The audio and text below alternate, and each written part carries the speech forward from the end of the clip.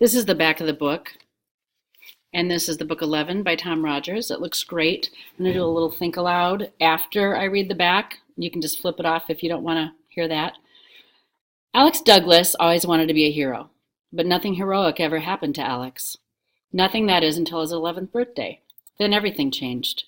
When Alex rescues a stray dog as a birthday gift to himself, he doesn't think his life can get much better. And Radar, his new dog, pretty much feels the same way. But this day has bigger things in store for both of them. And the think aloud part is that chapter 1 that you'll read next, it keeps talking about a dog, a dog. A dog has the same initials as Alex Douglas, and I haven't read the book yet, but I'm thinking that this A dog character is just Alex Douglas playing a video game. And he's pretending that he's a pilot in this video game. We'll have to find out.